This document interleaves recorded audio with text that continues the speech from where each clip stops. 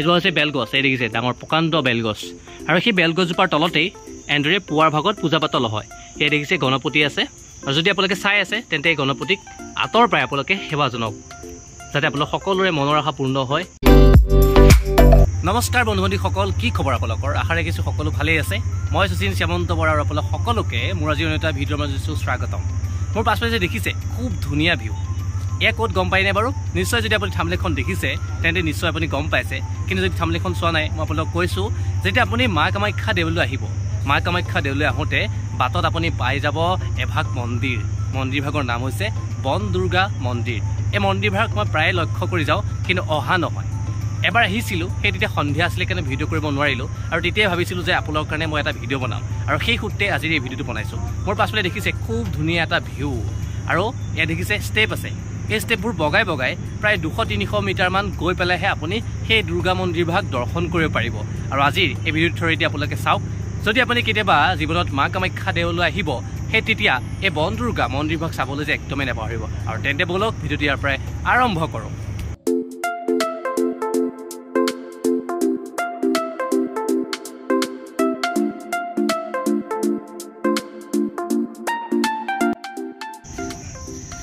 বন দুৰ্গা গাইজ বলক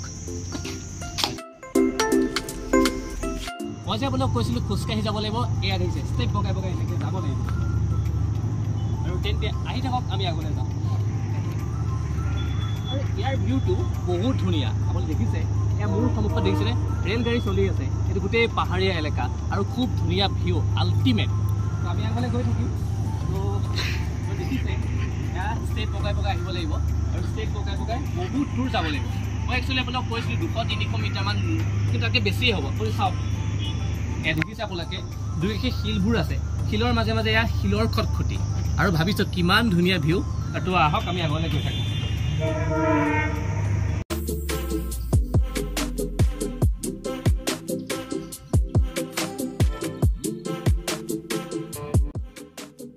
আৰু এই দেখিছেনে বাৰু মই যে কৈছিলোঁ আপোনালোকক এনেদৰে খোজকাঢ়ি পেলাই যাব লাগিব বন দুৰ্গা মন্দিৰ ভাগলৈ এই দেখিছে এয়া শিল প্ৰকাণ্ড শিলবোৰ আৰু শিলৰ মাজতে এয়া দেখিছে ওপৰত টিন লগাই থোৱা হৈছে আৰু এয়া খটখটিবোৰ এই ষ্টেপ বগাই আপুনি যাব লাগিব সৌ দূৰত যে দেখিছে জিলিকি আছে সেয়াই হৈছে বন দুৰ্গা মন্দিৰ মই যে কৈছিলোঁ আপোনালোকক প্ৰকাণ্ড শিলবোৰ এয়া হৈছে প্ৰকাণ্ড শিল আৰু শিলৰ মাজে মাজে এয়া দেখিছে এনেদৰে আপুনি খোজকাঢ়ি যাব লাগিব এয়া ওপৰত এনেদৰে টিন আছে যিটোকে বৰষুণ নপৰিবৰ কাৰণে এনেকৈ দিয়া হৈছে আৰু এইবোৰ দেখিছে ষ্টেপ আছে অৰ্থাৎ আপুনি বগাই যাব পাৰিব বহুত দীঘল খটখটিবোৰ বজাই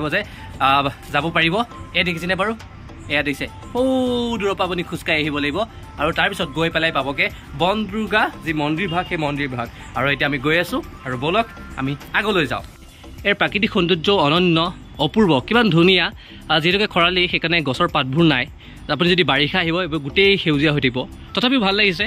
আমি প্ৰথমবাৰ আহিছোঁ বা আপোনালোকৰ কাৰণে প্ৰথমবাৰ এই ভিডিঅ'টো মই বনাইছোঁ আৰু বলক আজি মই মা কামাখ্যা দেৱালয় নহয় তাৰ সমান্তৰালকৈ বন দুৰ্গা যি মন্দিৰভাগ সেই মন্দিৰভাগ মই আজি আপোনালোকক এই ভিডিঅ'ৰ থ্ৰুৱেদি দেখিবলৈ যত্ন কৰিম আৰু ভাল লাগিছে এই দৃশ্যটো চাওকচোন এই ডাঙৰ প্ৰকাণ্ড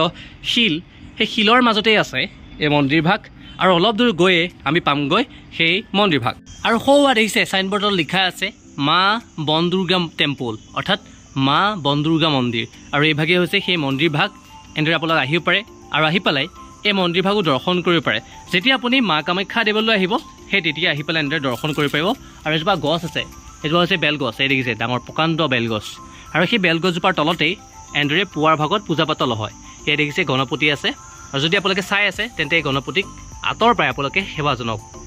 যাতে আপোনালোক সকলোৰে মনৰ আশা পূৰ্ণ হয় আৰু তাৰ সমান্তৰালকৈ এয়া শিলো আছে আৰু ইয়াতে পুৱাৰ ভাগত পূজা পাতল কৰা হয় মই এই ল'ৰাজনক সুধিছিলোঁ তেখেতসকলে কৈছে যে পুৱাৰ ভাগতেই মন্দিৰভাগ খোলে গতিকে আপুনি যদি ৰাতিপুৱা ভাগত মা কামাখ্যা দেৱালয়লৈ আহে সেই তেতিয়া এনেদৰে আহি পেলাই বন দুৰ্গা যি মন্দিৰভাগ আহি পেলাই দৰ্শন কৰিব এই প্ৰকাণ্ড এটা তলা লগাই থোৱা হৈছে সেইকাৰণে মই ভিতৰ ভাগত যাব নোৱাৰিম নহ'লে মোৰ চাবলৈ যে খুব মন আছিলে আৰু আপোনালোকক দেখুৱাবলৈ মন এটা আছিলে এয়াই হৈছে বন দুৰ্গা মন্দিৰ মই আপোনালোকক এনেদৰে দেখুৱাবলগীয়া পৰিছে কাৰণ যিহেতুকে তলা মাৰি থোৱা হৈছে আৰু দেখিছেনে এয়া কেতিয়াবা মই বাৰু আহিম যদি পুৱাৰ ভাগতে মই সময় আৰু সুযোগ সুবিধা পাওঁ আহি পেলাই এই বন দুৰ্গা মন্দিৰভাগ মই দৰ্শন কৰিম আৰু আপোনালোককো দেখিবলৈ যত্ন কৰিম মই যেতিয়া ওপৰৰ পৰা খোজকাঢ়ি আহি আছিলোঁ মনটো যে খুব ভাল লাগিছিল কিয়নো প্ৰথমবাৰৰ কাৰণে মা বন দুৰ্গা যি মন্দিৰভাগ সেই মন্দিৰভাগ দৰ্শন কৰিম আৰু আপোনালোককো মই দেখুৱাম কিন্তু যেতিয়া মই ইয়ালৈ আহিলোঁ খুব দুখ লাগিলে কাৰণ এটা প্ৰকাণ্ড তলা লগাই থৈছিলে সেই তলাটো দেখি দুখ লাগিলে কিন্তু এটা বস্তু দেখি মোৰ খুব ভাল লাগিল